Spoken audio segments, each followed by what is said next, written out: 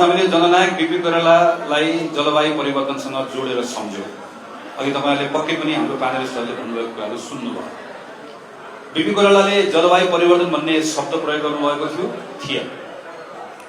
तर के बिपी कोइरालाले समावेशी भन्ने शब्द प्रयोग गर्नुभएको थियो? त्यो पनि थिएन।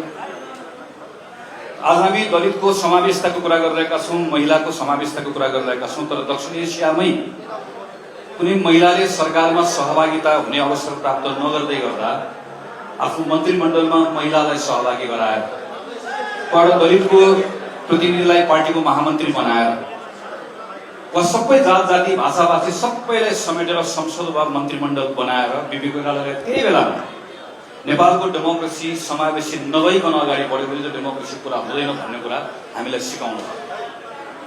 यसै गरिकन विकासका मुद्दाका सन्दर्भमा अघि नै चर्चा भएको म सुनिरहेको थिएँ।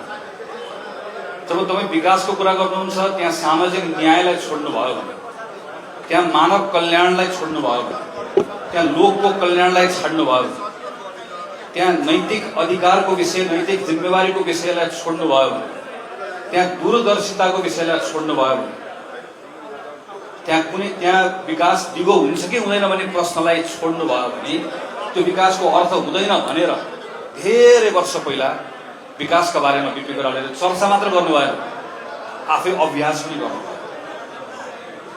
बिपी कोइरालाको बेलामा वनको राष्ट्रियकरण गर्नुपर्छ, यो नेचुरल रिसोर्सेस चाहे त्यो वन होस् चाहे त्यो भूमि होस्, यो माथि जस्टिस हुनुपर्छ, जस्टिसको आँखाबाट हेर्नुपर्छ भन्ने कुरा त्यो बेलामा सोचियो।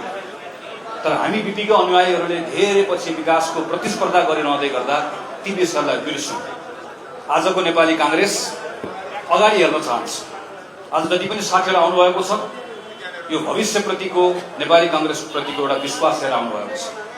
तर भविष्यप्रतिको पाइलाहरू चाल्दै गर्दाखेरि हामीलाई थाहा छ हामी वर्तमानमा इमानदार हुनुपर्छ र सिक्नका निम्ति हामीले हिजोतिर फर्केर सिक्नुपर्छ। हाम्रो अग्रजहरूले देखाएको कुराबाट थुप्रै सिक्ने कुराहरू छ। जलवायु परिवर्तनको विषयलाई हामी नेपालको विकासको एउटा मूल विषय बनाउन चाहन्छौँ।